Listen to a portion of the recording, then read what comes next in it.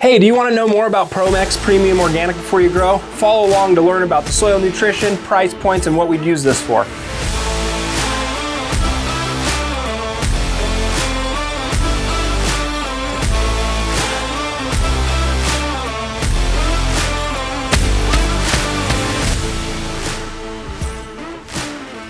Let's walk through a consumer's journey in using this ProMix Premium Organic. The very first thing that we're going to be concerned with is price.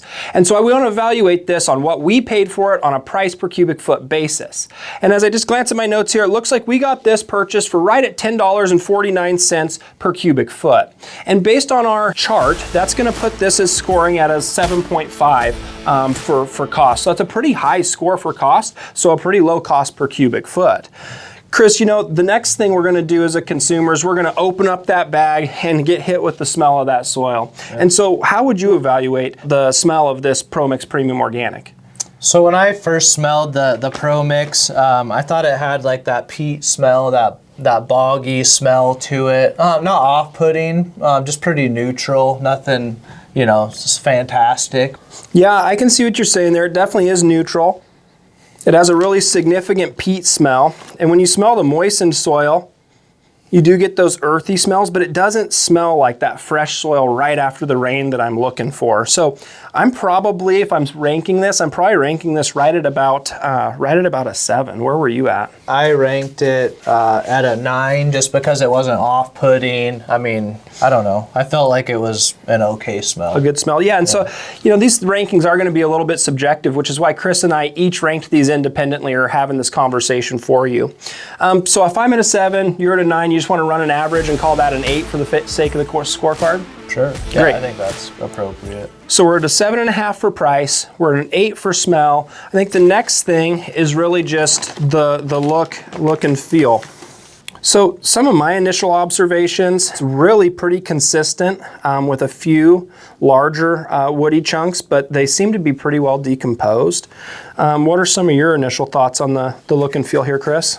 I thought the texture was pretty consistent, very fine. Not a lot of big debris, not a lot of big wood chunks, mostly cocoa and peat. Looks like it has a high water holding capacity, so a very uniform soil. Absolutely, and I'm looking at the color also. It has that lighter brown color, which tells me there's not a lot of well decomposed organic matter in there. Right. So that look and that feel, you know, I'm probably down in the 6 range on this one for look and feel. And what you can't see here on the table is something that I noticed when I was filling this container, and it's a really, really low density. So like Chris said, it's going to hold a ton of water, but it was hard to fill this pot, and you can see now it's still pretty spongy, but overall look and feels good. I just think there's a little room for improvement there.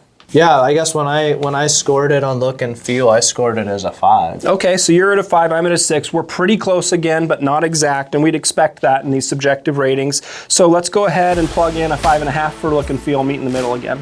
All right. Perfect. Sounds good. Well, the next thing we want to do is look at that My Soil Test data. So let's pull up the soil test, look at the nutrient density score, and then those nutrient values. And the nutrient density score was right at 60% for the ProMix. There are a couple of other things that I think we want to discuss or consider. Maybe they don't weigh into the actual score.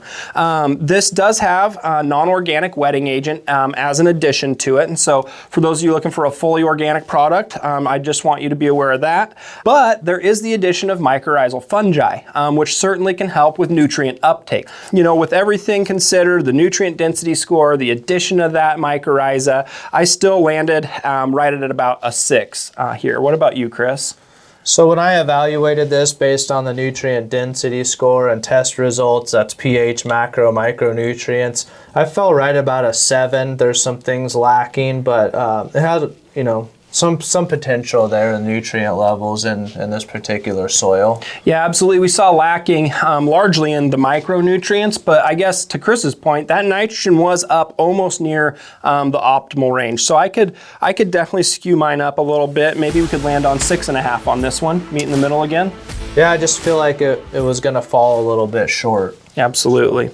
Which leads us to our next category, which is will it grow? And so here you see this soil that was in the container. We had originally planted 2 lettuce and 2 tomatoes in this pot. Only one of the lettuce survived, and you can see our tomatoes struggled a bit here throughout the trial, but they did grow.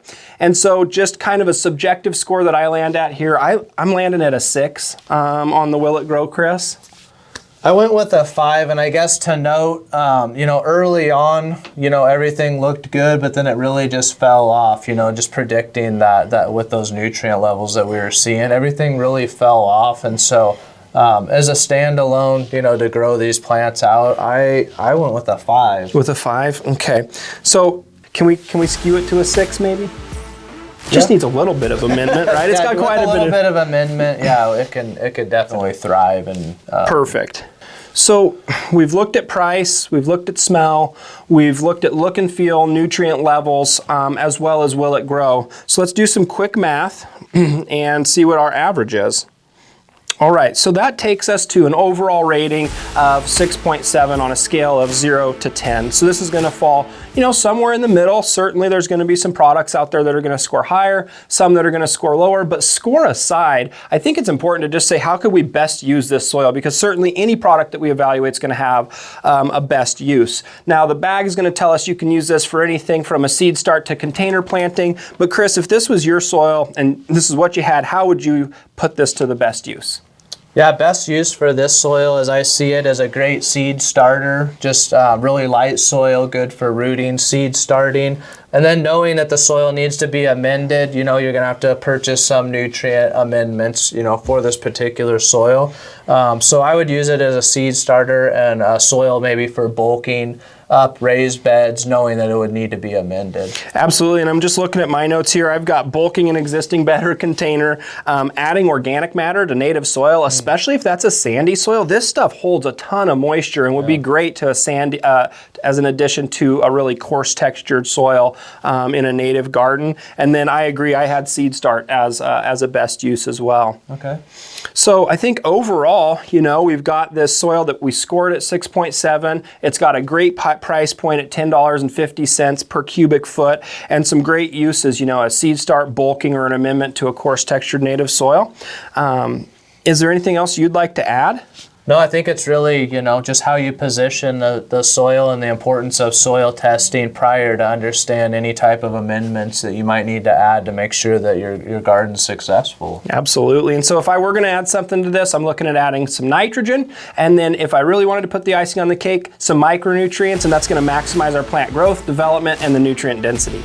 Thanks for following along in the Know Before You Grow series today. Please comment, like, subscribe, and hit that notification bell so you don't miss any other product reviews. We'll see you again soon in the lab.